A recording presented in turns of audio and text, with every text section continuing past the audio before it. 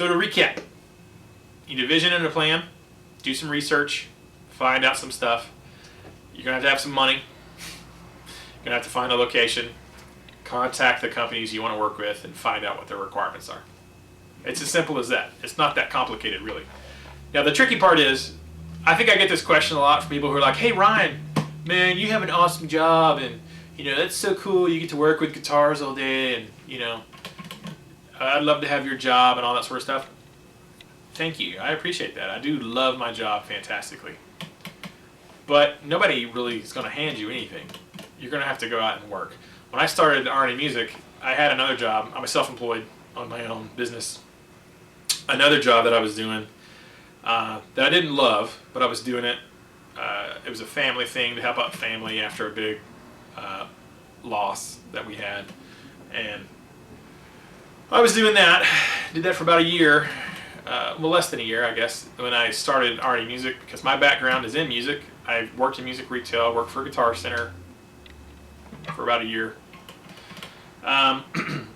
Worked in retail before, but my education background, I have a music degree in education to be a band director. Teaching saxophone and clarinet and flute and oboe and bassoon and percussion, and to be a band director, music educator. That's what I went to school for.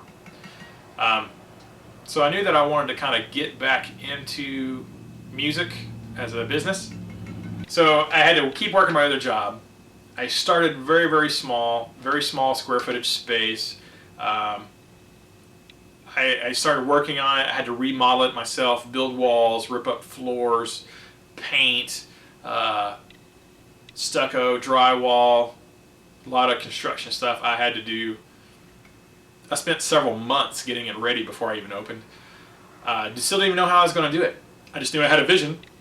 I had the space that was extremely affordable. Like I couldn't pass it up because I could afford to do it. It was really, really cheap. My rent and utilities and stuff. So I knew that I could handle it. And I just got started. But in the middle of all that, I was still doing my other job. And for maybe 6 or 7 months, I don't know, I was working 7 days a week. Because I had my other business, and then I was building this business. Teaching lessons is something you have to do. You don't have to do, you should do to help fund the other stuff. And I love to teach, that was my main thing.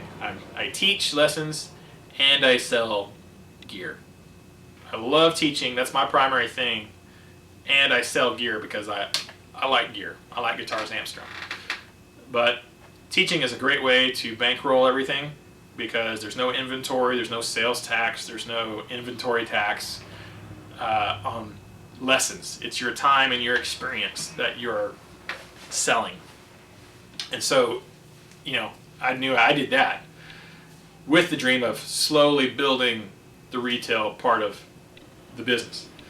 But in the meantime, I was still working my other job, and so I had like 2 Sundays a month off between my other job and pouring my heart into building my own music academy and store.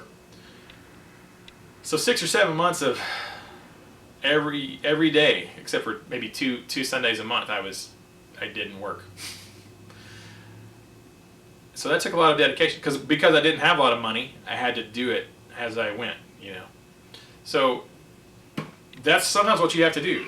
So this video is kind of about my friend Robert Baker shared a video about choosing your path in music, whether you're going to be a touring musician or a recording musician, or do you want to teach, or do you want to have a YouTube career, or all these different paths. There's a lot of paths in music you can take. And so he kind of mentioned it, if you want to have a music store, and he even mentioned me in it, which I appreciate. Robert's awesome. And so I thought I would share kind of what I do. And but like Robert said, he had to work really hard, working 2 jobs to build up to where he could do his music thing full time. And it's like that. If you don't have a lot of money behind you already, or backing, or you're not already independently wealthy from another career or job or company that you own, it's not impossible to do. It's very challenging, If I told you you had to go take another part-time job on top of your already full-time job in order to save money to get started, and that you have to do that for 6 months, a year, 18 months, 2 years, would you do it? Do you want to open a music store bad enough that you would work a second part-time job on top of your regular job for 2 years to get the money to get started? Would you do that? A lot of people won't. A lot of people will just like, hey man, I want to have a store. Okay, great. Go open a store. I mean, that's how you do it. These companies are not going to send you guitars and amps and drums and stuff and go, hey, yeah, here, we'll send it to you if you sell it, pay us or whatever. No, that's not really how it works. It's going to take some money. You can do it. You will probably have to work your butt off. Well, you will have to work your butt off to do it and for it to keep going. So that's my suggestion. You can do it. Even if you're a young kid and you're 16 years old, and you're like, I want to own a music store someday. Awesome. You're 16 years old. Go get a job. Mow yards. Help old ladies cross the street and ask for a tip when you're done. Go get some jobs and save every single bit of cash you come across and put it in a savings fund and do that for 4 or 5 years. So then when you're 20 or 21 or 22, you have a huge pile of cash that you can start with.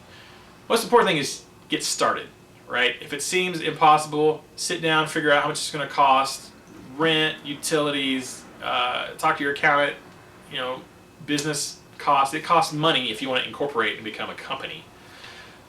Figure out all that stuff. Call the companies you want to sell their product. Figure out how much it's going to cost. Write all that crap down. You get yourself a number. Maybe it's $7,000. Maybe it's $10,000. Maybe it's $3,000, depending on how big you want to start. Find that number, and if it's a big scary number, then so be it. But then start chipping away at that number. You know what I mean? If you needed 10 grand to start a business, go get the 10 grand. If it took you 5 years to make that 10 grand to start a business, would you do it? Now, if you wouldn't, then you're probably not cut out to own your own business. So it's not real complicated, right? Those are the basic steps. If you want to open your own music store, there you go. It can be done. You can do it. It sucks when you don't have a lot of money. I know people who open stores that have a lot of cash behind them because they've worked their butt off for 30 years. Building another company, and they are well off because they've busted their butt and worked for it, and they got to that point. And if you have the more money you have behind you, the more that you can do, right? But just because you don't have any money doesn't mean you can't get started and that you can't take a shot at it. So I recommend doing that. I may give you another video with maybe more detailed responses if that's what you want, but you can do it if you want to. If you have a vision and a dream to do something like that, I'm not talking about being an astronaut or a professional NBA player. You can be anything you want to be.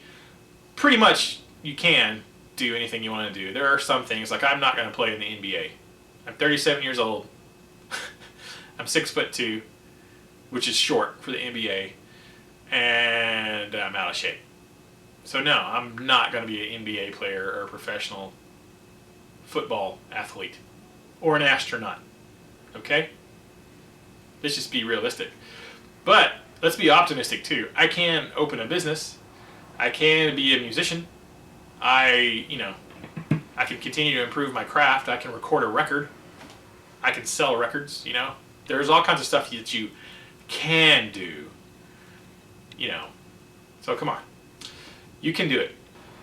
So, if you like this video, give me a thumbs up. If you didn't like it, I'm sorry. Leave me a comment. If you have any questions, leave me some comments. I don't mind making more videos like this, how to run a business, how to do this kind of stuff. Chase your dream, guys. If you want to have a career in music, it is possible. Just because someone else tells you it's not, doesn't mean it's not. If that person telling you it's not possible to have a career in music doesn't have a career in music or never had one, then they don't know.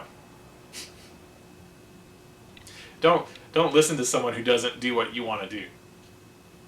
If you wanted to be a dentist, would you go ask a school teacher what it takes to be a dentist? How long you have to go to school to be a dentist? How much money it's going to take to go to school to be a dentist? How to open your own practice? You know, how much money can you make? Is it doable? How hard is it? You wouldn't go ask a school teacher questions about how to have a career in dentistry. You would go ask a dentist. So don't listen to people who don't know what they're talking about. That's just common sense. All right. Thank you for listening. Thank you for watching. I appreciate you guys. Thanks for all the views. And keep the music alive. The music needs you. And we need the music. A couple of tips. I'm going to try to make this real short. I tried to make this video earlier and I just rambled on and on. I'm going to try to be more concise. A couple of things you need to do if you want to open a music store. Okay? Number one, you need to have a vision and a goal. Right? What kind of music store do you want to have?